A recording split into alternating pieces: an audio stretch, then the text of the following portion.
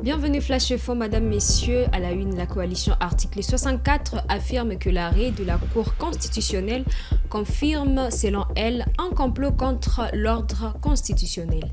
Elle accuse la Cour de complicité avec le président Félix Tshisekedi, estime qu'elle a perdu toute crédibilité et qualifie sa décision de haute trahison.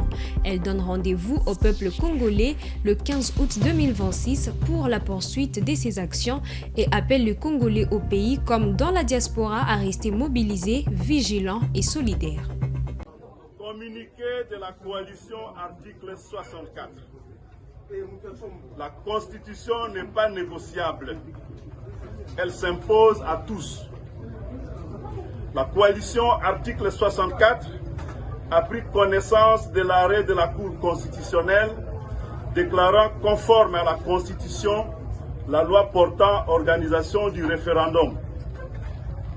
La C64 n'entendait rien de constructif d'une Cour constitutionnelle dont les règles de composition ont été régulièrement corrompues par le régime de Félix Tshisekedi, ont envie d'avoir une Cour aux ordres, privée de légitimité et dépourvue d'indépendance vis-à-vis d'un pouvoir qui l'a asservi.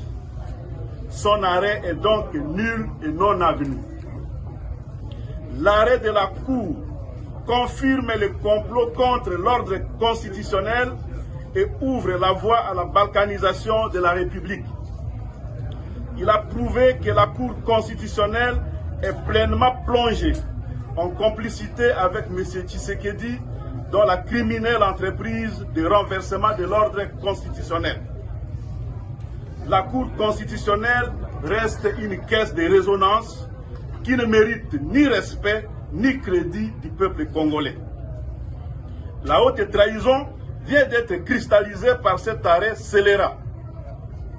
Par ces faits, la C64 rappelle que cet arrêt est une rébellion judiciaire de la Cour constitutionnelle contre le peuple souverain qui la tiendra vaincue et expose tout ce qui concourt à la commission du crime de haute trahison aux sanctions prévues par les lois de la République. La Cour constitutionnelle n'a pu rendre son arrêt transgressif qu'au prix d'une négociation entre les règles constitutionnelles claires et les violations grossières et manifestes de la Constitution qui ont engendré un texte déclaré conforme par la Cour constitutionnelle, mais frappé pour plus du quart des articles de réserve d'interprétation. Ce qui jette plus de confusion et de désarroi dans l'opinion publique. La C64 souligne que cette décision constitue cependant un grave signal d'alerte contre l'ordre constitutionnel. Le peuple congolais n'acceptera ni le contournement de la Constitution, ni la personnalisation des institutions, ni le changement de constitution, ni le troisième mandat.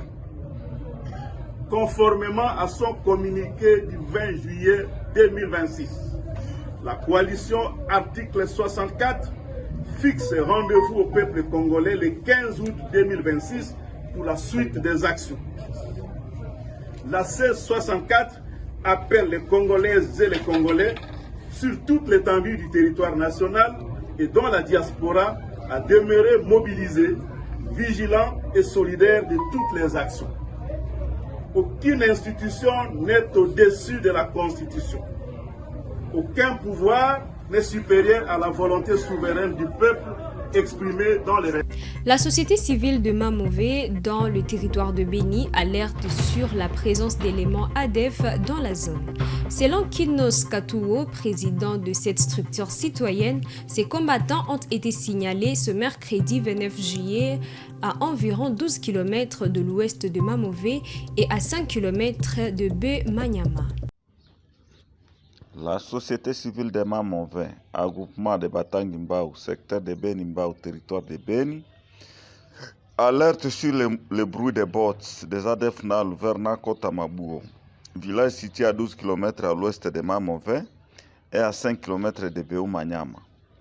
Nous appelons toute la population de Mbimbi, Passia, Mambe, Maelekwa, Mangambo, Wasafi de rester très vigilants et de vider leurs champs. À toute notre force conjointe, phare de CIPDF, Ouazalène, Ça fait longtemps que ces ennemis de la paix est en train de blaguer avec votre population que vous êtes censés à protéger et à défendre. Nous vous appelons à traquer totalement ces ADF qui brisent les mariages civilo-militaires. Car voilà, ils ont fait le tour du secteur de Beni-Mbao du mois de mai jusqu'aujourd'hui. Des Katere, Manzumbo, Musangwa Biakato, Makumo, Beni-Mbao, Mangina. Voilà, il est encore du retour dans ces agglomérations. Il veut encore retourner vers la rivière Ituri. Alors vous pouvez toutefois prendre votre responsabilité à main afin de traquer totalement ces ennemis de la paix qui puissent rester dans l'histoire de notre pays. La revue annuelle de performance 2026 de la province éducationnelle du Sud Kivu s'est achevée mercredi à Bukavu sur un engagement fort en faveur de la transformation numérique du système éducatif. Organisée autour d'un thème de l'éducation numérique, les assises ont permis aux acteurs du secteur d'évaluer les résultats enregistrés, identifier le défi persistant et de définir les priorités pour la prochaine année scolaire. Nous allons encore répéter ici qu'il est inadmissible, comme nous l'avons dit au début de ces ateliers, que vous imposiez illégalement aux parents de payer les frais de confirmation, sachant en plus qu'ils vont payer les frais scolaires. Il en est de même pour le paiement d'autres frais illégaux dans vos écoles. Nous refusons ces pratiques et les récalcitrants seront sévèrement punis. Chers intervenants et chers participants, des bons résultats de l'atelier, nous nous attendons aux bonnes pratiques pour l'année 2026-2027. Ces résolutions ne doivent donc pas rester lettres mortes qui garnissent davantage nos tiroirs. L'AFCM 23 que nous représentons ici est révolutionnaire pour les changements des pensées et des pratiques gouvernementales. Nous croyons que tout est encore possible. Et c'est possible maintenant. C'est sur ces mots et au nom du gouverneur de province que nous déclarons clos l'atelier sur la revue annuelle des performances RAP en sigle. Que vive la République démocratique du Congo, que vive le mouvement révolutionnaire AFCM 23, que Dieu nous bénisse. Nous vous remercions tous.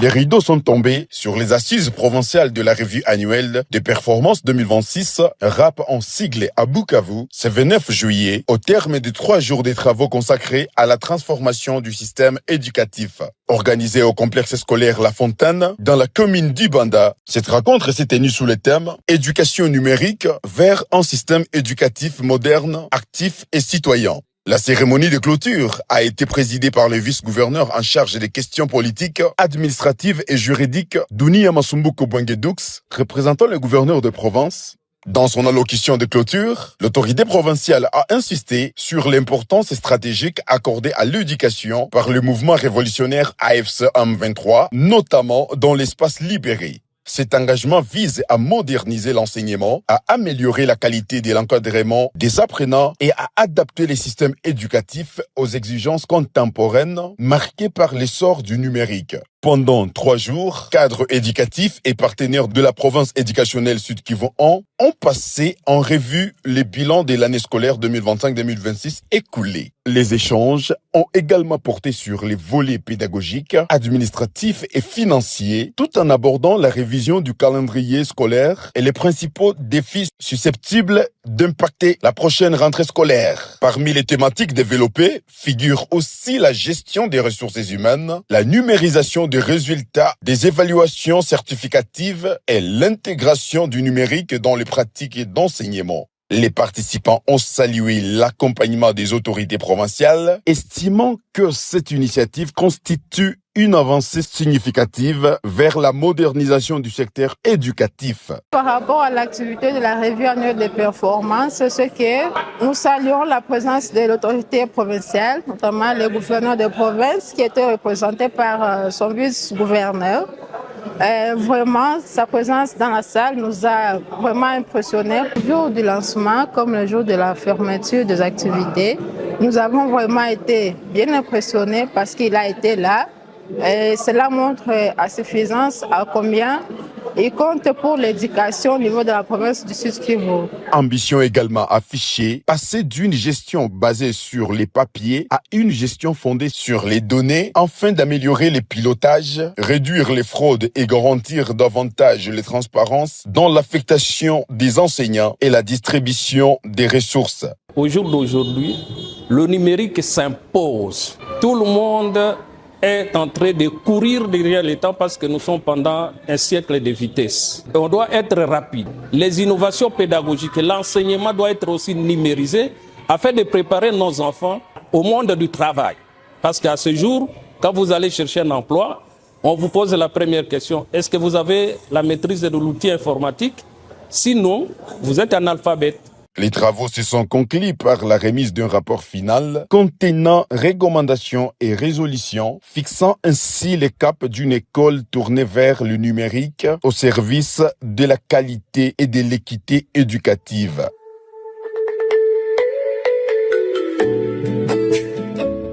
Katebe Katoto, grand frère de Moïse Katumbi, est arrivé mercredi soir à Lubumbashi après plusieurs années d'absence dans l'espace Katanga. Accueilli à l'aéroport international de la Loano par plusieurs notables et chefs coutumiers, il a indiqué que son retour s'inscrit dans une démarche communautaire.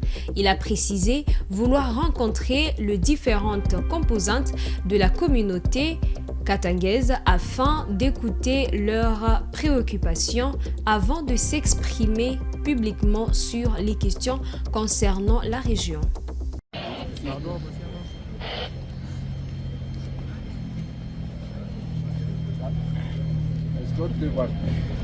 Une minute, ils arrivent. Ils étaient de l'autre côté, ils arrivent. Juste quelques minutes ici. On peut le faire. Non, ils ont déjà fait.